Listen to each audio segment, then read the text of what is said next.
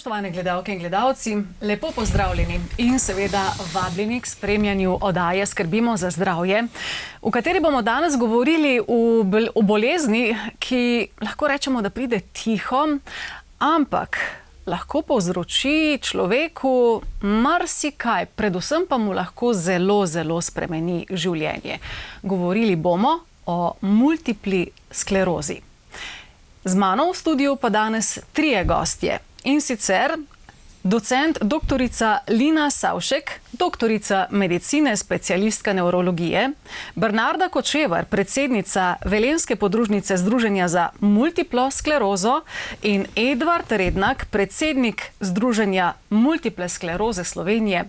Vsem prav lep pozdrav. Pozdravljeni. Pozdravljeni. In hvala, ker ste si vzeli čas za obisk v našem studiu.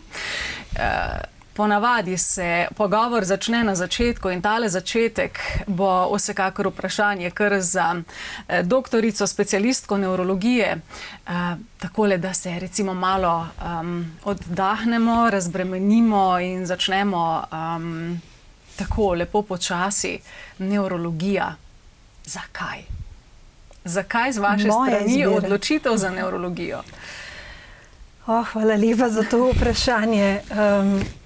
Zato, ker so možgani tak čudovit organ, ki v bistvu upravlja naše celotno telo, hkrati predstavlja del osrednjega živčevja in ker je tako zelo logična.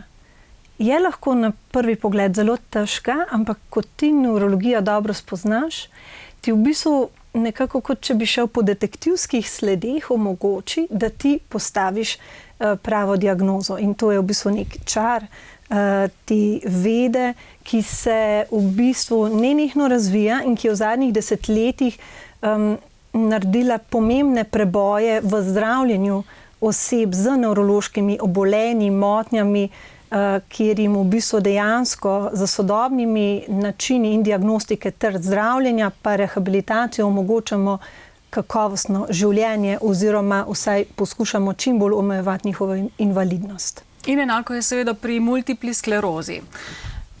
Ta bolezen, prej sem dejala, pride tiho, marsikdaj niti človek ne ve.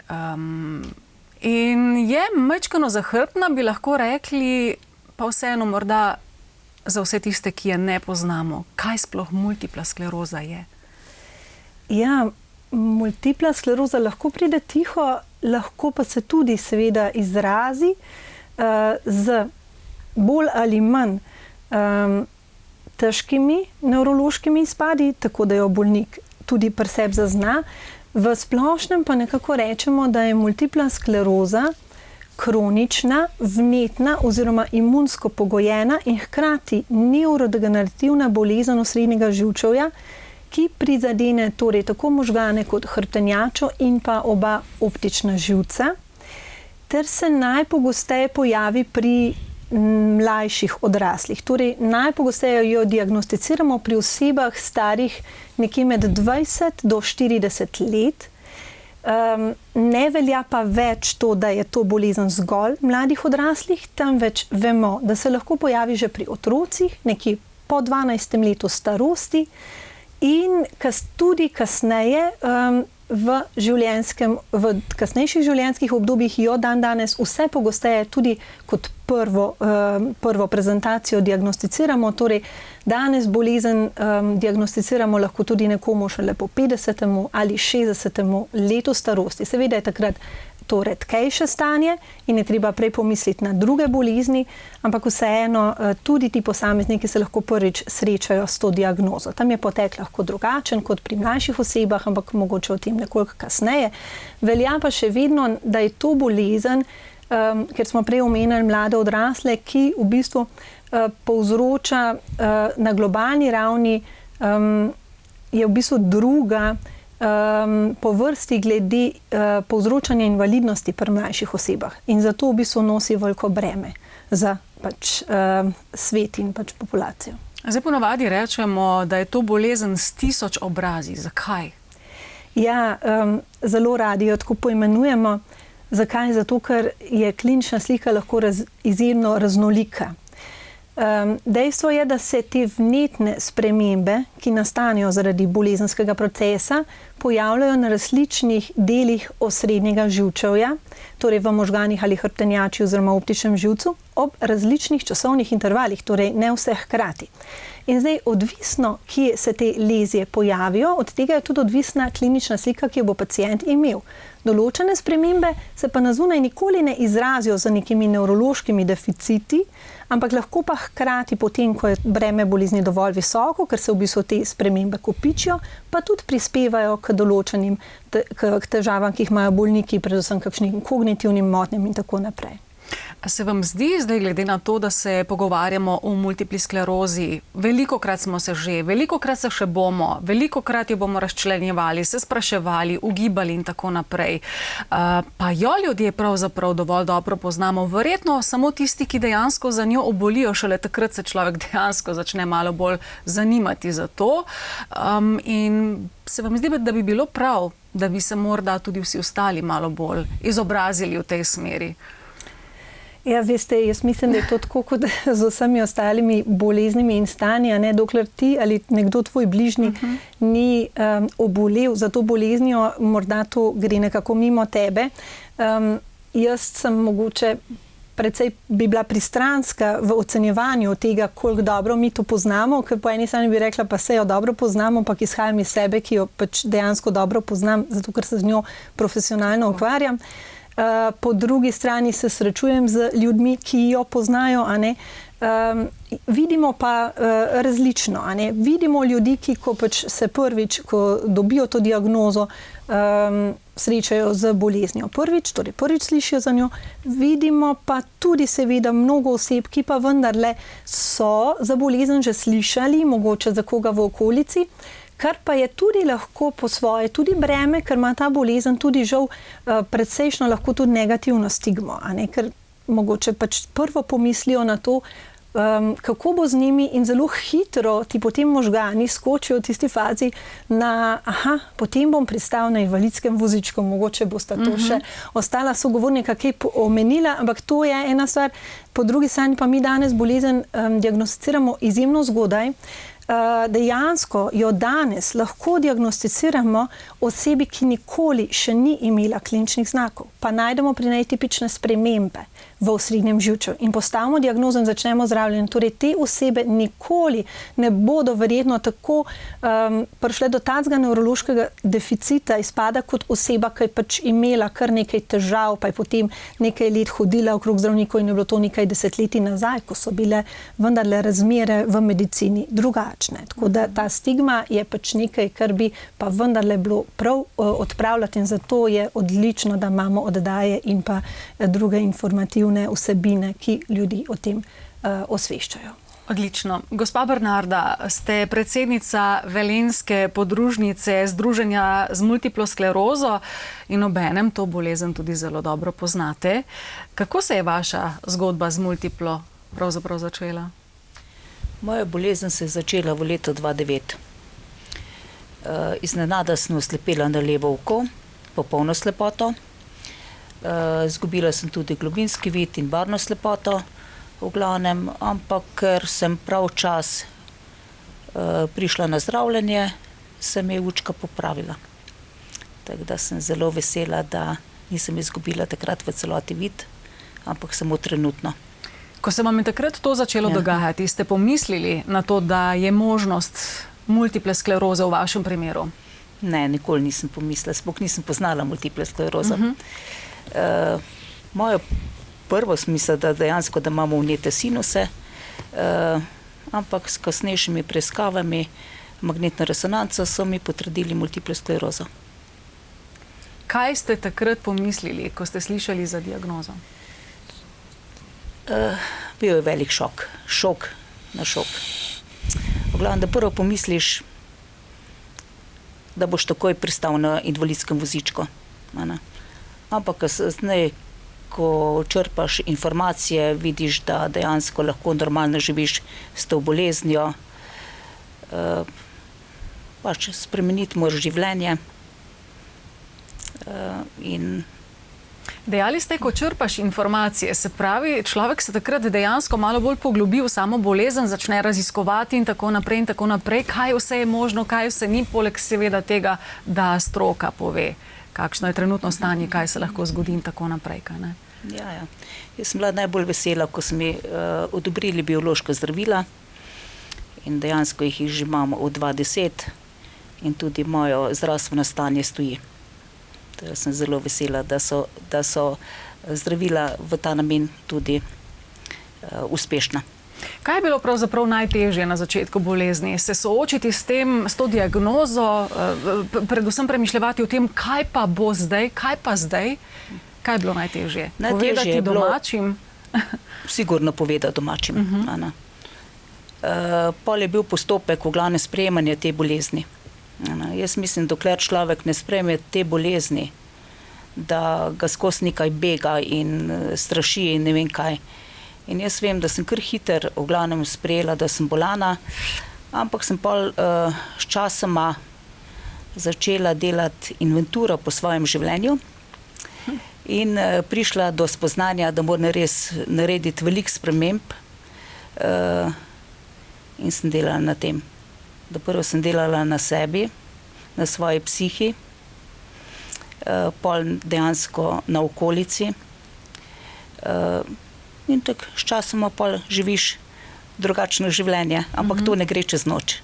To je kar dolgoletni postopek v glavnem to. In verjetno se zdajle z vsem tem, kar pripoveduje tudi Edvard, strinja, kaj ne? Koliko spominov je šlo zdajle recimo v tem trenutku pri vas skozi glavo, ko ste izvedeli za diagnozo in kako ste vi to doživeli, kako se spominjate vi teh trenutkov? Ja, prav lepo zdrav. Resnično, vedno, ko poslušam so obolele, v tem primeru, imamo kar podobno zgodbo. In to temelji najprej na tem, da ko izvemo za bolezen, je še zdaj tista stigma ali splošno prepričanje, invalidski voziček, huda invalidnost, nekako drugačen stil življenja, oteženo življenje. Ampak zdaj se mi trudimo kar že dosti let tudi na Združenju multiple skleroze, k čim veljšem osveščanju vsem, ki spoznajo, seveda za pomočjo specialistov nevrologov, so diagnosticirani, da čim hitreje pridejo k aktivnemu zdravljenju. Kajti jaz sem zbolel 16 leti, to je zdaj že kar precej let nazaj, in takrat ni bilo še toliko zdravil, ni bilo še toliko učinkovin, tudi za nevrologe je bilo veliko težje, kajti niso imeli kaj ponuditi. Zdravila so se na novo takrat prihajala, niso bila še tudi ne tako učinkovine spoznane, prepoznane in to je tudi za njih bilo zelo težko v tistih časih delovati, kaj ponuditi obolelemu z multiplo sklerozo. Sedaj se mi zdi, da je tukaj veliko lažje in v bistvu, kot sam sem te prvo rekel, ko sem zvedel, še takrat z mojo doktor Pustovrhovo, ali bo umrl. Odgovorila je, umrl ne boš, bo pa življenje malo drugače potrebno zapeljati. Je zelo drugačno? Ja, moram priznati, da je. Življenje je drugačno, kajti če bi to ne obelodano, bi morda lagal sem sebi. Ne bom pa rekel, da je slabše.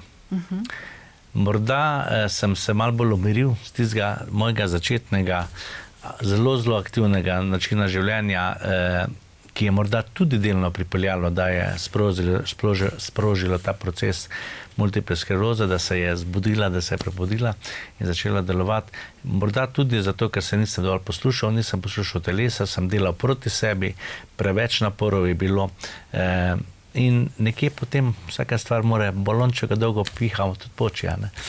Tako da ja, je drugače, ampak se da. Zelo veliko pa pomeni tudi to, da so tukaj zdaj seveda zdravila in z njimi lahko, če je vse po sreči in s pravilnim načinom življenja, lepo živimo tudi z multiplo sklerozo. Ampak vi ste bili takrat pravzaprav še najstnik, 16 let. Kako otrok to doživi? Verjetno drugače kot nekdo z nekaj več izkušnjami, kar se življenja tiče. Ja, Morda je najhuje to, ker imaš eno začrtano življenjsko pot, pa potem resnično, jaz sem bil popolnoma paraliziran po desni strani ob tem prvem zagonu, potem sem bil dolgo časa v Soči na rehabilitaciji in potem je tukaj poklicna prekvalifikacija, nov način življenja, tudi okolica nate gleda drugače, tudi sam se počutiš drugače, tukaj ni samo tisti problem, da si pa sedaj telesno šibkejši, ampak je tudi problem, kaj ti v okolici se smiliš, pa nimamo ravno radi, da smo pomilovanje in tako. In vse to moraš nekako preživeti, čas naredi svoje, ampak glede, ko spoznavam naše člane in obolele z multiplo sklerozo, resnično vidiš, da so to resni borci.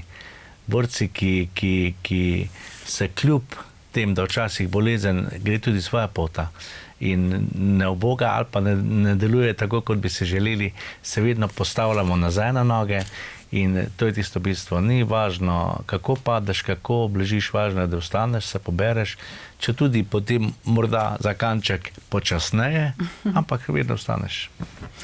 Kako je pravzaprav obravnavati paciente pri tako različnih starostih?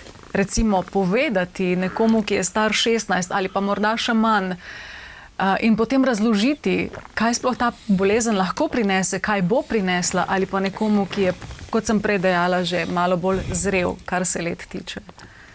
Ja, najprej naj povem, da se nevrologi z otroško populacijo ne srečujemo. Torej, mi obravnavamo osebe starejše od 18 let, ukolikor so to mlajši, otroci in mladostniki, se obravnavajo pri pediatrih, ki so v bistvu imajo dodatno specializacijo iz otroške nevrologije. Tako da tam je ta obravnava. K sreči se meni takrat ni treba v to obravnavo vključiti. Imamo pa potem pogosto, seveda, te osebe pridejo potem, ko so polnoletne, tudi do nas. Seveda ni nič drugače ali pa tako nič lažje, morda pri 18-letni, 19-letni osebi, teh je kar nekaj, a veste, se pravi. In potem tudi na koncu nekomu, ki je 60 let star. Se pravi, jaz pravim, da se celo življenje se učimo in tudi moj pristop do tega se zagotovo spreminja, tudi s tem, ko jaz zorim, se spreminjam. Vsekakor je pa vloga nevrologa zdaj tukaj, a ne, tudi v tem, da mi dejansko spremljamo to osebo skozi številna in različna življenjska obdobja. Mi jih lahko, če so zboleli zgodaj, spremljamo skozi to obdobje mlade odrasle dobe, ko se osebe izobražujejo, si ustvarjajo kariero, gradijo na tej karieri, si ustvarjajo družine, domovanja, potem se nekako to tako kot pri vseh nas prevesi v neko srednje življenjsko obdobje, ko se zlasti pri ženskah začnejo hormonske spremembe, menopavza in potem pa po 50. letu, ko se bolezen nekako prevesi v bolj, dajmo temu reči, to svojo kronično nevrodegenerativno stanje. In takrat začne se kazati drugače. Namreč pri mladi osebi ali pa otroku bo bolezen potekala z tako zelo burnim vnetnim procesom in bo tudi klinična slika lahko izjemno taka burna, tako kot je gospod Rednak povedal, da je on zbolel za hemiparezo in je bil kar konkreten nevrološki izpad. Je pa lastnost našega živčevja tudi taka, ne, da zaradi to vnetje pač v bistvu naše telo teži k temu potem, da to izboljša, da se v bistvu te spremembe, te okvare na ovojnicah, ki nastanejo zaradi odziva na lastnega imunskega sistema proti živčevju, tudi popravijo in potem se nevrološki deficit izboljša sam po sebi. A ne? In v bistvu kasneje, torej, hodila se reči, v bistvu v začetku bolezen poteka tako tipično za nekimi zagoni in izboljšanji. Osebe so lahko v vmesnem času za dokaj nizko nevrološko prizadetost oziroma se jim na zunaj niti ne vidi. Se pravi, lahko so imele neko vnetje očesnega živca, ki se je potem popravilo in potem živijo naprej do naslednjega zagona. Kar pa se potem dogaja v osrednjem živčevju, pa da se te lezije kopičijo. Hkrati je še kronično vnetje In ko se rezervni mehanizmi osrednjega živčevja, ker mlada oseba ima več tega, izčrpajo in ko se te kronične okvare pa propadanje živčnih celic akumulirajo, gre pa bolezen v drugo fazo, kjer pa lahko vidimo samo postopno, počasno ali pa mogoče v nekih trenutkih malo hitrejše napredovanje nevrološke oškodovanosti na zunaj, ko v bistvu dejansko so neki plazeči simptomi, ki se vedno bolj slabše. Se pravi, motne hoje, ki postajajo vse bolj izrazite, kognitivne motne, motne ravnotežja in tako naprej. Tako da klinična slika dejansko je zelo pestra, glede na to, ali je pacient mlad ali je starejši, in pa seveda tudi odvisno od tega, koliko let že pacient ima bolezen. Skratka, to je nekako, zdaj če prav razumem, doživljenjska bolezen? Tako je. Zdravila ni, ker namreč tudi dejansko kompletnega vzroka nam zaenkrat še ni uspelo pojasniti. Mi danes vemo, da je to bolezen, ki ima neko tudi na koncu genetsko osnovo, torej nek podpis v telesu, določeni geni prispevajo k temu, ne moreš pa si sam diagnosticirati nagnjenosti k temu.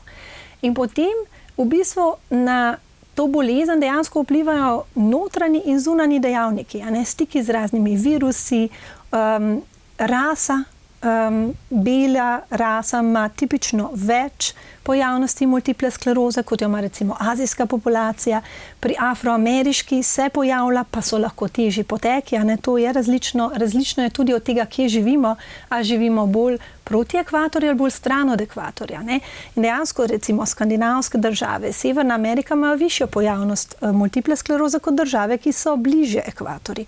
Tako da dejansko na samo bolezen, dejansko na sprožanje te bolezni se vpletajo številni dejavniki in ne moš izluščati točno katerega, da bi v bistvu preprečil. Bili so v bistvu v zadnjih letih neki pomembni preboji, recimo pri vlogi enega virusa, ki je Epstein-Barrov virus, in kako lahko pomaga pri genetsko občutljivih posameznikih sprožiti to bolezen. Po drugi strani nam pa tu daje potem tudi težavo o tem, kako pa bolezen dejansko zdraviti. Mi vemo, da je treba umirjati to vnetje, torej zdravila, ki jih danes imamo, dejansko dokaj, izjemno učinkovito to aktivno vnetje umirjajo, tistega kroničnega vnetja in pa propadanja živčnih celic, tistega pa ne znamo dobro zdraviti. Je lahko dedna, lahko kakorkoli si rečemo, če so imeli naši starši, babice, prababice, kdorkoli, multiplo, dobro, zdaj sem šla že malo kar dosti nazaj, vemo, da se je prav v zadnjih letih malo bolj vsa zadeva začela razvijati, kar se zdravstva tudi tiče, ampak ali lahko nekako morda sklepamo, da če jo je imel naša mama, oče, kdorkoli, da jo lahko imamo potem tudi mi, ali to ni pogoj? Ja, to me marsikdaj vprašajo, ker čisto normalno je, da se človek to vpraša, da se vpraša tudi nazadnje, ko zboli, a jo bo imel tudi moj otrok. Ja, seveda, tako kot sem prej rekla, multipla skleroza se lahko pojavlja znotraj družin, pri sorodnikih v prvem, drugem kolenu, ampak če greva recimo zdaj na splošno populacijo, pojavnost v splošni populaciji recimo je 1 na 1000. Se pravi, 0,1% povprečno oseb zboli za multiplo sklerozo. V Sloveniji to pomeni okrog 3500 oseb živi za multiplo sklerozo. Znotraj družin pri sorodnikih, ki so v prvem kolenu, je to tveganje nekje 2 do 3%. Torej, jaz včasih obrnem na glavo, pa rečem tej zaskrbljeni mami o lečetu, rečem, glejte, 98-97% je, da vaš otrok tega ne bo imel. In če povem še mogoče malo bolj plastično, pri enojajčnih dvojčkih, ki imata kompletno enake gene, se bolezen pojavi zgolj v 1/4 primerov. To govori, da je v bistvu dejansko tudi vpliv okolja z vsem tem, kar se mi srečamo in vse ostale stvari, ki vplivajo dejansko na bolezen in ni zgolj dedna, je pa tako, kot sem rekla, izrečem nek genetski podpis, nekaj, kar je v nas, in v bistvu potem se to, če so pogoji pravi, če se juha dovolj učinkovito skuha, potem bolezen pride na plano in tudi tega ne vemo, zakaj pri nekomu pri zgodnjih letih in zakaj pri drugih šele mogoče po 50-60 letu. Ja, Stroka, zdravstvo je tu, da pomaga in z veseljem pomagajo. Kaj pa Združenje Multiple skleroze Slovenije, zveza kot taka? Kako pa zveza skrbi za to, da se osvešča, da se govori, da človek pravzaprav poišče na nek način tudi pomoč z druge strani? Ja, Združenje Multiple skleroze Slovenije deluje že nad 50 let, torej že vrsto let in mi delujemo z različnimi programi. Torej, en program zelo učinkovit je obnovitvena rehabilitacija, seveda, kjer skrbimo, da za sodelovanje z ministrstvom seveda pridobimo določeno število obravnav obnovitvene rehabilitacije in potem v bistvu organiziramo med zdravilišči, ki rehabilitirajo obolele z multiplo sklerozo in našimi člani, seveda, da do te rehabilitacije uspešno pride vsako leto. Potem tukaj smo zelo ponosni na poverjeniški program. To je program, kjer mi sami oboleli prihajamo do težje oboleli z multiplo sklerozo, v bistvu ali do novočlanjenih ali do novodiagnosticiranih, do starejših, v bistvu vršimo v obiske, jih spremljamo, povprašamo in pomagamo pri organizaciji osebne asistence ali dolgotrajne oskrbe, ali tudi, ko prihaja do socialnih problemov. In tamkaj je društvo tisto, ki poskrbi nekako bolj za ciljno skupino, torej za skupino obolelih z multiplo sklerozo. Seveda, v vseh teh letih smo uspeli pridobiti tudi nekaj resursov, da lahko naši člani koristijo počitnikovanje na morju, tako da tudi za tem se ubadamo. V bistvu seveda smisel vsega pa je zbliževati, združiti obolele z multiplo sklerozo, kajti dostikrat lahko resnično sami med sabo si zelo veliko povemo, se napotimo, velikokrat tudi razbremenimo specialiste, nevrologe, kajti pridejo trenutki, ko ti naši zagoni, sploh ko so v tej fazi nekako bolj blagi, se včasih nam zdi, pa ne veš, ali je že zagon, ali še ni, ali je potrebno, da že prideš do zdravnika. In dostikrat tudi se med sabo pogovarjamo, si te simptome, kakšen naprimer zagon zgleda, te 24-urni in tako, med sabo veliko lažje je. Zato, ker imaš več informacij, tudi razumemo se med sabo in nekako potem lahko ogromno stvari, ki so najprej nekako se nam zdijo nedojemljive, potem pa kar naenkrat jih pa tudi na laičnem nivoju lahko razrešiti. In zato je združenje kot takšno nujno potrebno in veliko razbremenitev za obolele z multiplo. Ja, veliko je neznank na začetku, ne? In seveda se bo človek obrnil tudi na združenje. Vi pa ste predsednica Velenjske podružnice. Koliko je pravzaprav podružnic? 16 podružnic je v Sloveniji. Ja. In kako pravzaprav sodelujete, recimo podružnice z glavno mamo ali očetom ali kako ne rečem temu, z matično zvezo? Jaz sem ponosna v glavnem, da sem zdaj predsednica multiple skleroze podružnice Saša. Ja. Naša podružnica šteje 91 članov. Dejansko imamo pokritih 10 občin, od Velenja do celo Zgornje Savinjsko. V glavnem povezujemo se z predvsem športnimi dejavnostmi. Preko Združenja Multiple skleroze Slovenije imamo organizirana tekmovanja, od streljanja, plavanja, pikada, balinanja, ribolova, šaha, taroka. V glavnem poznamo se z cele Slovenije. Naša družina ne temeljijo samo na tekmovanju oziroma tle smo sklenili prijateljske vezi, komaj čakamo, da se skupaj podružimo, da se poveselimo. V glavnem in to je verjetno v sebi krepimo športni duh. Tako. V resnici pa delamo bolj na druženju in na družabništvu. Tako, in to je tisto, kar člani seveda verjetno najbolj potrebujejo, druženje.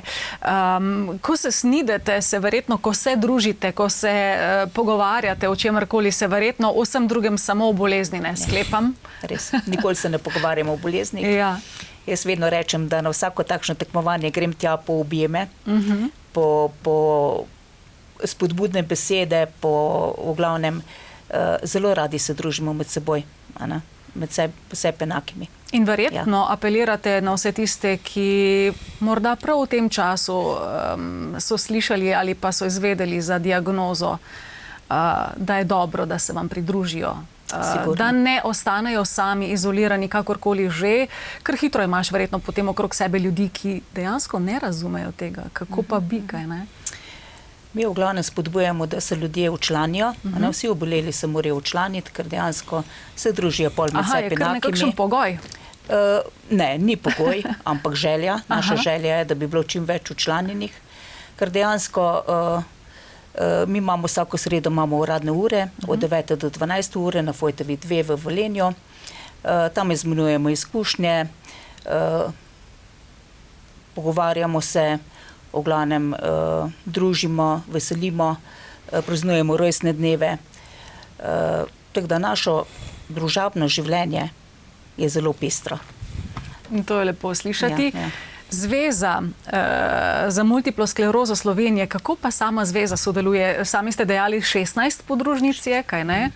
Kar nekaj. Tako, v Sloveniji imamo 16 podružnic, krovna seveda smo potem v Ljubljani. Tako? In Združenje multiple skleroze je pač tisto, ki mora teh 16 podružnic povezovati, jih organizirati, nekako osveščati z vsemi novostmi, jim dajati navodila in so tudi v bistvu zaposleni v strokovni službi, seveda skrbijo potem za vse, kar se na nivoju podružnic ne da več urediti ali pa se potrebuje nek višji nivo, ki je dosegljiv. V tem primeru govorimo na nivoju do odločevalcev, na nivoju do izpolnjevanja zavez, ki jih država sprejme, torej v tem primeru pa lahko sedaj že govorim še širše na področju invalidnosti.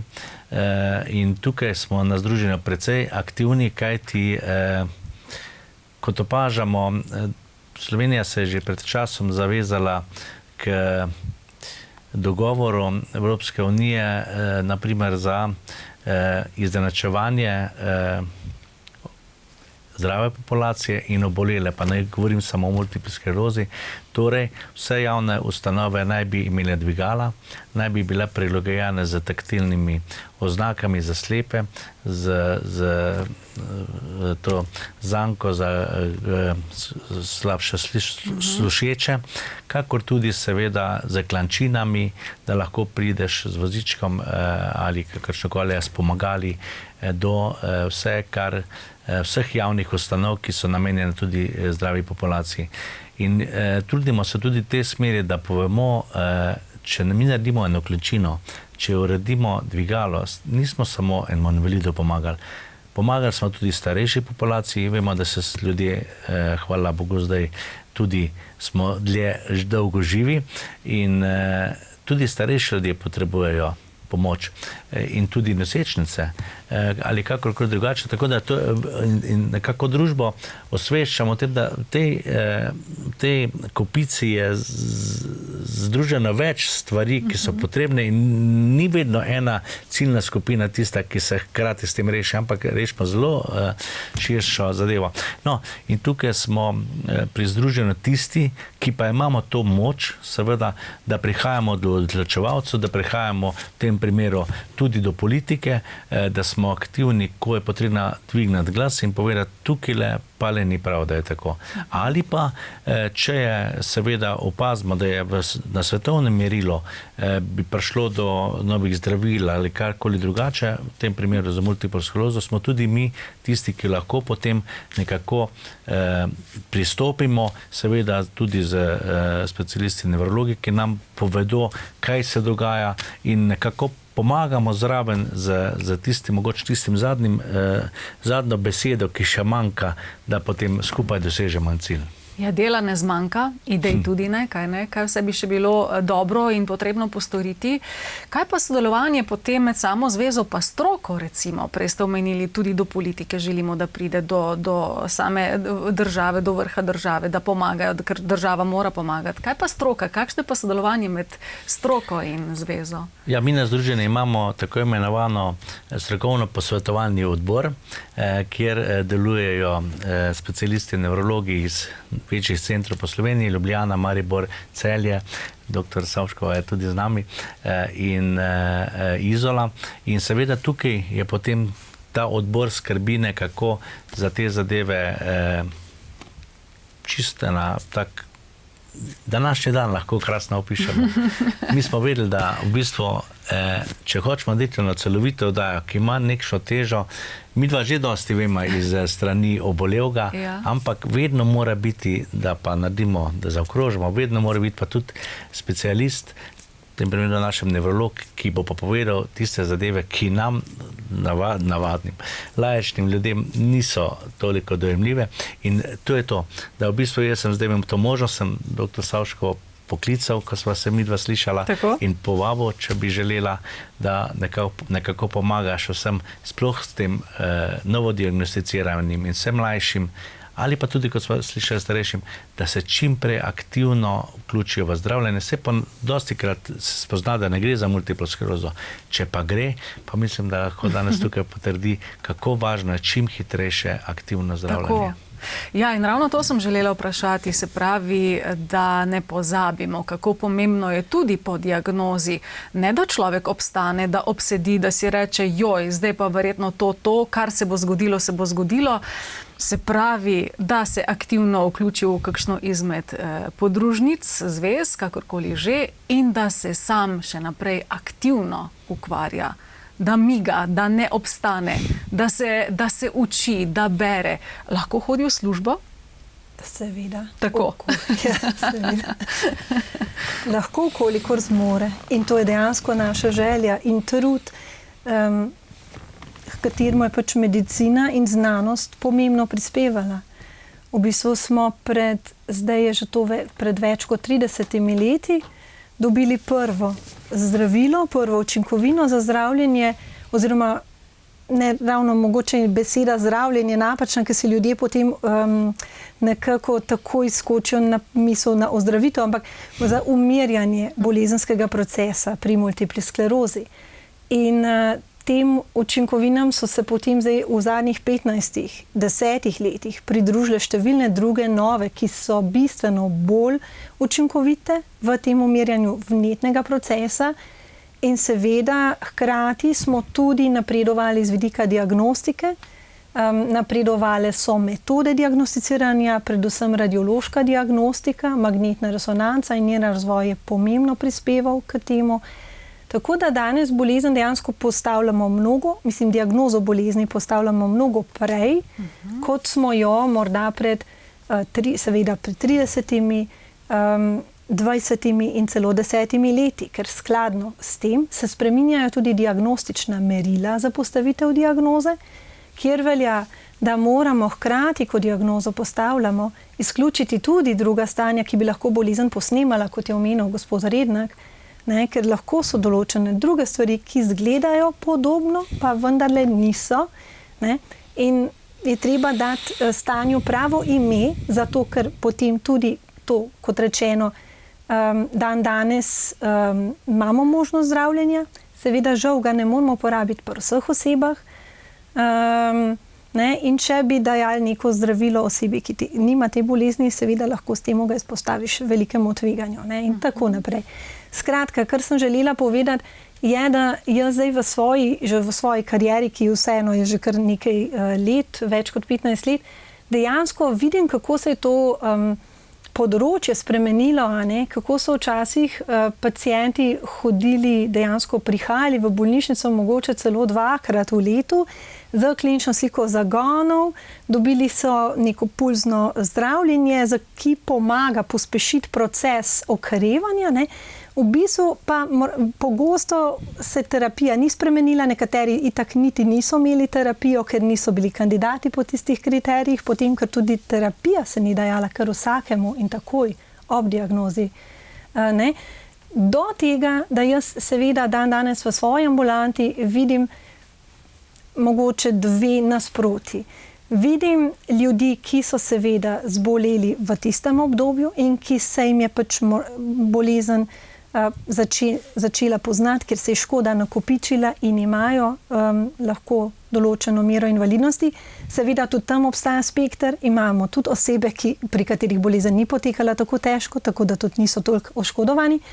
Ne, do tega, da gledam v svoji ambulanti zdaj v bistvu osebe, ki smo jim bolezen postavili izjemno zgodaj, po prvem nekem kliničnem simptomu in zdaj v zadnjem letu ali dveh tudi oseba, ki dejansko nikoli niso imeli simptoma, se pravi prvega znaka bolezni, ker se ni na zunaj pokazala, pa smo bolezen naključno ugotovili, ko so naredili magnetno-resonančno slikanje zaradi drugih nekih težav, mogoče glavobolo ali nekaj podobnega. Ne?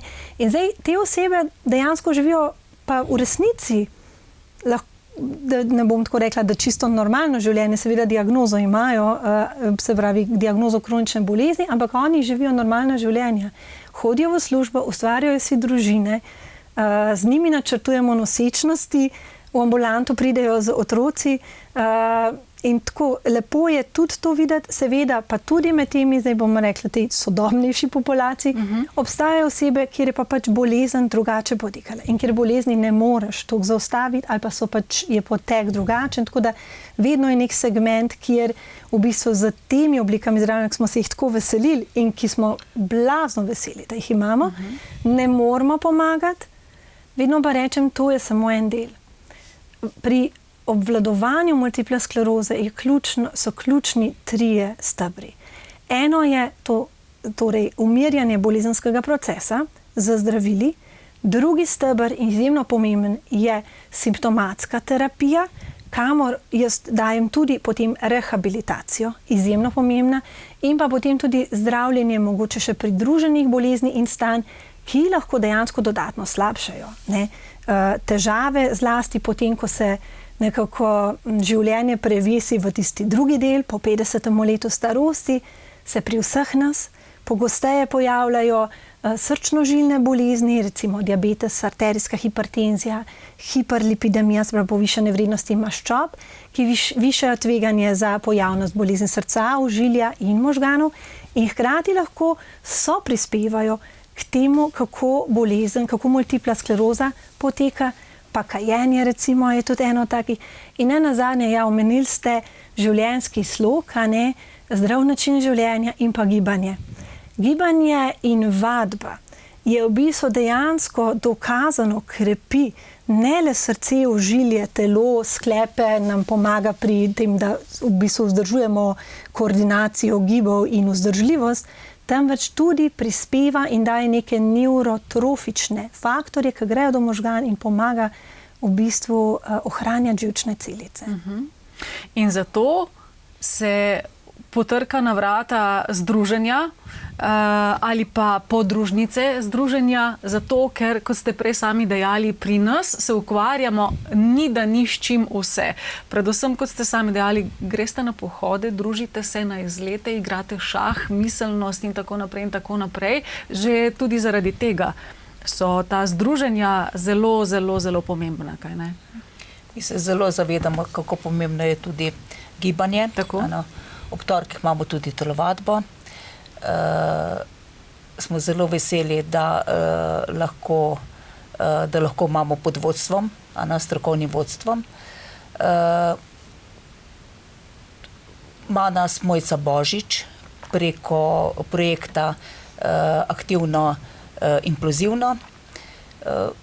Več kot 15 nas hodi na telovadbo, lepo se gibamo in skrbimo za svoje zdravje. Recimo, ko ste sami izvedeli za diagnozo, ste sami tudi povedali, kako ste reagirali, na kaj ste takrat pomislili. Kako pa drugi reagirajo, ko jim poveste svojo diagnozo? Kaj ponavadi rečejo? Kako reagirajo? So začudeni? ponavadi sodijo človeka po izgledu, Ana. Pa reče, se te pa nič ne fali, Ana. Aha, ne zgleda. Ne zgleda, ja, Ana. Ampak jaz rečem, takrat, ko sem jaz slaba, ko se ne počutim dober, tudi ne grem v mesto, Ana. In prav zbiram moči, kdaj grem v mesto, tako da takrat, ko pa sem slaba, pa se skrijem doma in me noben ne vidi. Kaj vam pa da največ moči? Največ moči mi dajo ta naša druženja, res. Zelo uživamo v našem druženju, se pravi, nas istočasno izčrpava, hkrati se pa hranimo tudi z dodatno energijo, s spodbudami, z željami, in to nas dela močne. Pri vas tudi? Ja, seveda, vsako združenje temelji na nečemu, torej, da pomagamo eden drugemu, ker s tem, ko pomagaš drugemu, si tudi ti srečnejši. Tukaj je seveda ogromno prostovoljnih ur, ki tudi vsi bolj opeti v delovanju, v združenju, sploh v teh, včasih rečem, živimo v nekem morda ne tako srčno in čutečem svetu, kot je bilo pred leti.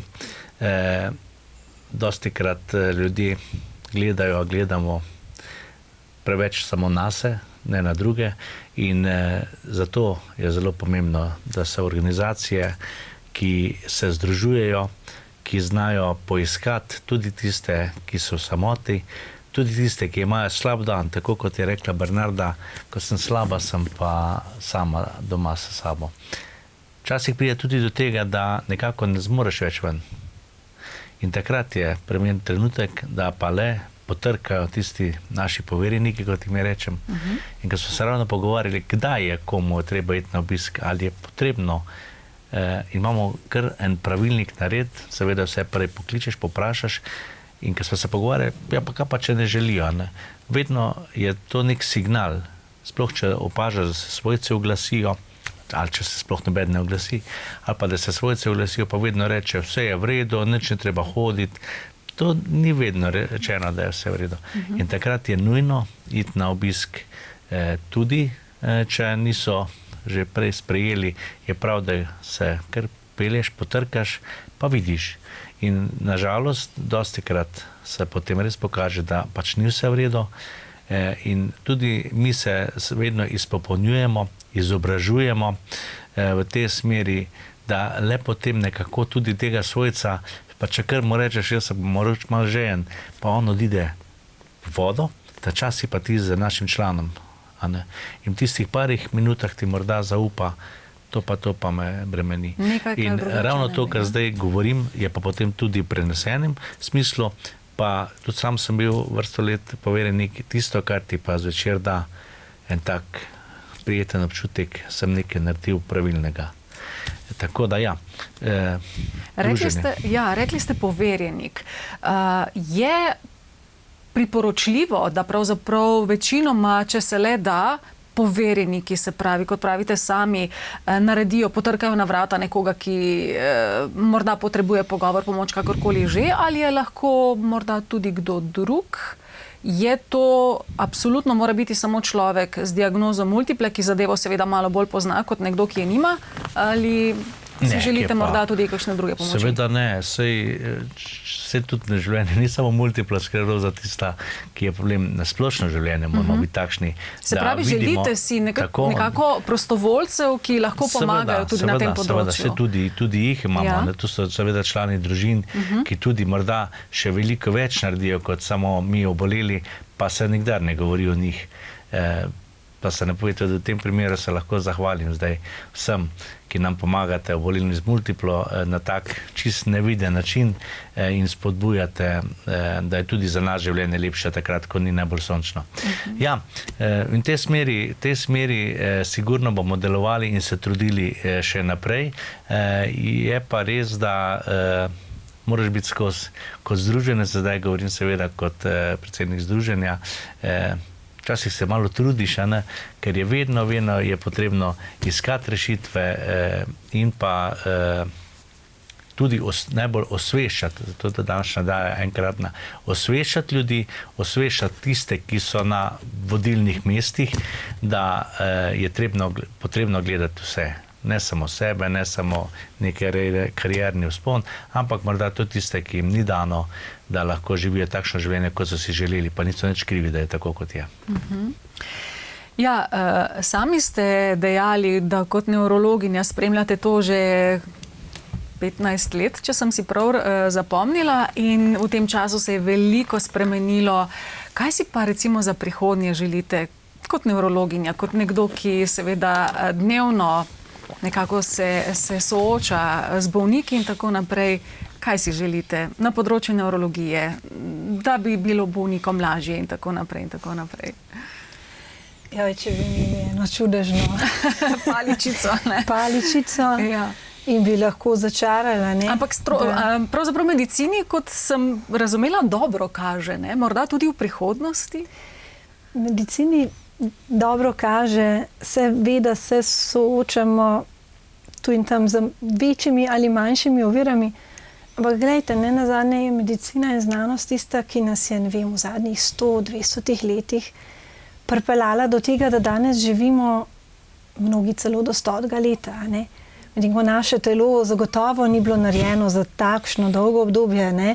Najverjetneje bolj za tretjino tega, potem pa se pač kaže, da pešajo sistemi, a ne? In pride do propadanja. Tako da medicina je zagotovo naredila veliko.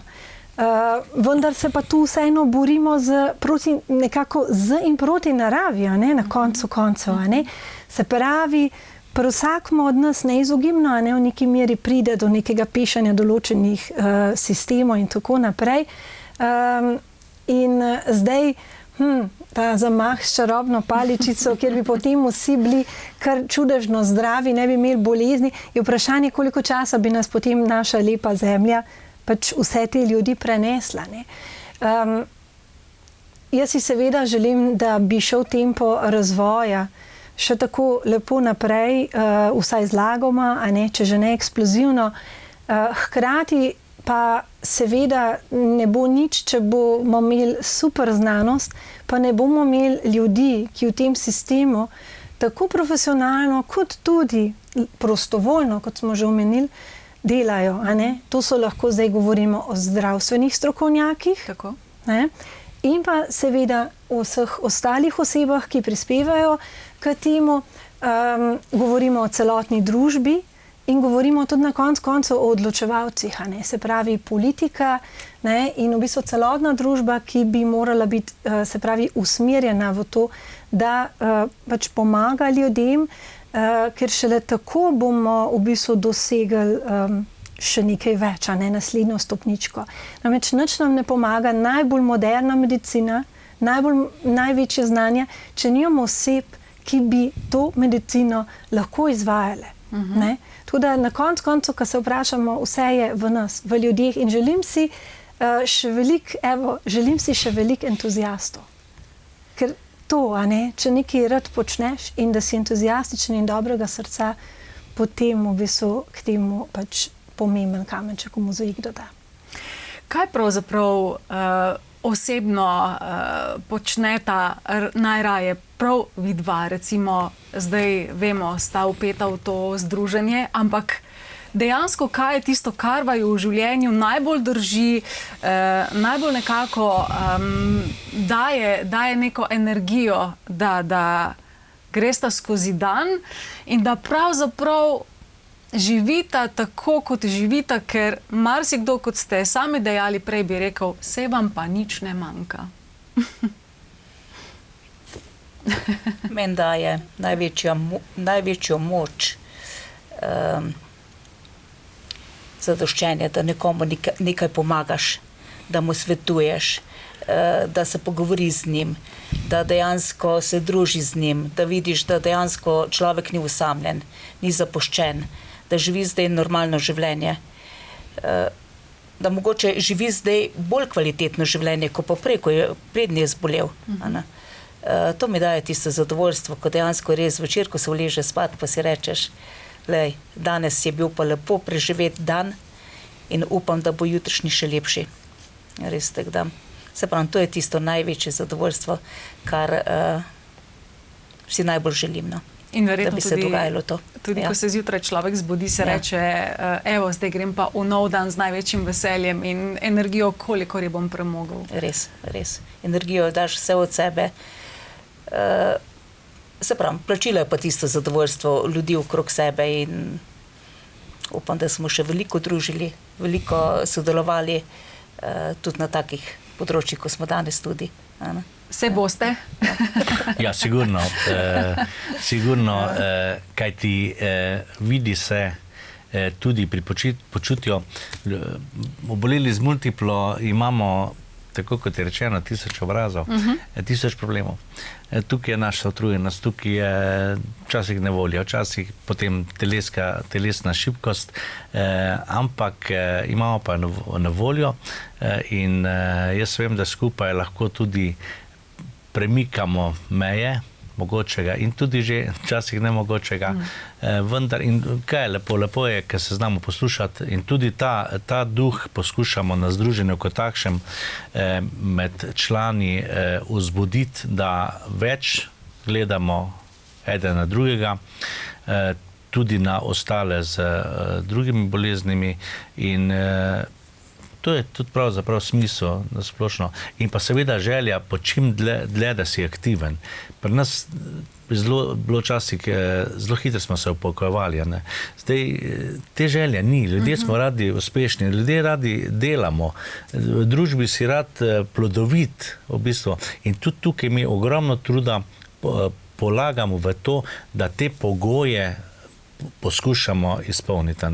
In jaz najbolj kakšnega mlajšega vidiš, so doštudirali in potem pride ta multipla in kaj bo pa zdaj. In če imamo vsaj malo možnosti, da naredimo neko poklicno prekvalifikacijo ali neko pomoč pri delu, saj nekdo, ravno če pač ne more 8 ur stati, bo lahko pa morda sedel, pač samo malo je treba pomagati zraven. In tukaj je ta naša možnost, ki jo imamo in jo moramo gojiti še naprej, da usposobimo, da lahko smo poleg tega, da imamo diagnozo, da smo oboleli, ne, vseeno delovno aktivni in seveda to spodbujanje živeti čim bolj zdravo. Ker to je pa tudi, to me je doktor Savškova enkrat opozorila in se mi je to sedlo v srce. Ja, če ne boš nekaj za sebe naredil, tudi medicina ne moremo. Tako. Se pravi, spet smo pri sodelovanju drug z drugim. In ko smo že dejali bolezen s 1000 obrazi, ta bolezen ima tudi 1000 razlogov, zakaj človek ne bi šel naprej. Prav s to energijo, o kateri smo zdaj proti koncu tudi govorili, jaz vam je želim še čim več, na 1001 način, vsem skupaj seveda, predvsem pa, da se družite še naprej, da uspeva in da si vsak dan rečete, živim čudovito življenje in prav takšnega želim jaz tudi vam. Vsem lepa hvala za obisk v našem studiu. Vse dobro, pa še kdaj seveda lepo vabljeni v naš studio. Morda ob kakšni drugi priložnosti, ko si pa povemo kakšen vic. Zato krat pa res lepa hvala. Hvala za povabilo. Vam, spoštovane gledalke in gledalci, pa prav tako seveda hvala za pozornost in do naslednje oddaje Skrbimo za zdravje. Ostanite zdravi.